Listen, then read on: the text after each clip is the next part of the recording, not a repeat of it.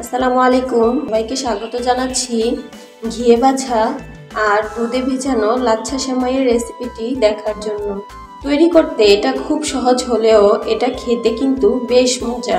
আশা করছি আজকের এই রেসিপিটি আপনাদের ভালো লাগবে। প্রথমেই চুলায় একটি পাত্র বসিয়ে তাতে 1 লিটার তরল দুধ দিয়ে দিলাম।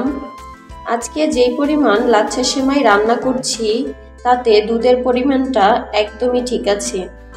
এখানে ছোট 2 টুকরো দারচিনি আর 3টি এলাচ ফল দিয়ে দিচ্ছি, সাথে আধা কাপ চিনি। আর চিনির পরিমাণটা কিন্তু নিজের স্বাদ মতোই দিয়ে নেওয়াই ভালো। এবার চিনিটাকে দুধের সঙ্গে মিক্স করে দুধটাকে জাল করব একটা বলক ওঠা পর্যন্ত। মোটামুটি একটা বলক চলে আসলেই এখানে আমি 1/4 কাপের মতো কনডেন্স মিল্ক দিয়ে দিলাম। সবকিছু নেড়েচেড়ে আবারও আরেকটা বলক আসা পর্যন্ত এটাকে জাল করব।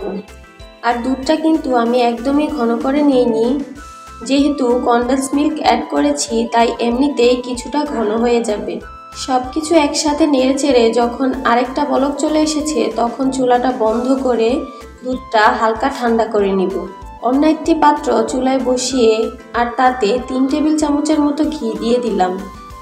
আর ঘিটা হালকা একটু গরম করে নিয়ে এখানে প্রায় 15 থেকে 16টি কাজু বাদাম দিয়ে দিয়েছি, সাথে 2 টেবিল চামচ কিশমিশ দিয়ে এটাকে হালকা 20-30 সেকেন্ডের মতো ভেজে নিব। এর থেকে বেশি ভাজলে কিন্তু পুড়ে যেতে পারে, আর পুড়ে গেলে কিন্তু বাদাম কিশমিশ বেশ তিতা লাগে। এখানে 200 গ্রামের 1 প্যাকেট পুরোটা লাচ্ছা সেমাই দিয়ে দিলাম, সাথে আধা কাপ ফুল ক্রিম গুঁড়া দুধ এবং মিষ্টির জন্য 1/3 কাপের মতো চিনি।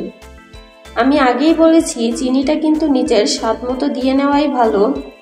যেহেতু 2 বার চিনি ব্যবহার করেছি তাই নিজের স্বাদ মতো বুঝে চিনিটা দিয়ে নেবেন।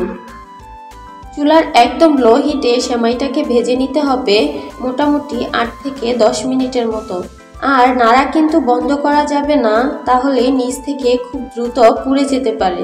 সেমাইয়ের কালার যখন চেঞ্জ হয়ে যাবে, এরকম ঝরঝরে হয়ে আসবে, তখন এটাকে নামিয়ে নিচ্ছি। যে পাত্রে সেমাইটা সেট করব সরাসরি সেই পাত্রেই সেমাইটা ঢেলে নিচ্ছি। পাত্রের চারিদিকে সেমাইগুলো একটু সমানভাবে ছড়িয়ে দিতে হবে আর তারপর জাল করে রাখা দুধটাকে আস্তে করে ঢেলে দিতে হবে। একটা জিনিস খেয়াল রাখবেন, দুধটা যেন খুব বেশি গরম না থাকে আবার একেবারেও ঠান্ডা না থাকে। মিডিয়াম টাইপের গরম থাকবে দুধ, এমন অবস্থায় সেমাইয়ে ঢেলে দিতে হবে। আর এখানে আপনারা চাইলে 1/2 চা চামচ কেওড়া জল এবং 1/2 চা চামচ গোলাপ জলও ব্যবহার করতে পারেন, তবে এটা একেবারেই অপশনাল, তবে দিলে সুন্দর একটা ফ্লেভার পাওয়া যাবে। আর পরিবেশনের আগে উপর থেকে কিছু বাদাম আর কিশমিশ ছিটিয়ে পরিবেশন করছি। সেমাইটা যতটা ঠান্ডা হয়ে যাবে এই দুধের রস কিন্তু সেমাইটা টেনে নেবে। এটাকে ঠান্ডাও পরিবেশন করতে পারেন, আবার চাইলে গরম অবস্থাতেও পরিবেশন করতে পারেন। একটু ভিন্ন স্বাদের ভাজা দুধে ভেজানো লাচ্ছা সেমাইয়ের রেসিপিটি কেমন লেগেছে অবশ্যই কমেন্টস করে জানাবেন। আর ভালো লাগলে একটি লাইক দিবেন আর আমার চ্যানেলটি সাবস্ক্রাইব করার অনুরোধ রইল। সবাই ভালো থাকবেন। আল্লাহ হাফেজ।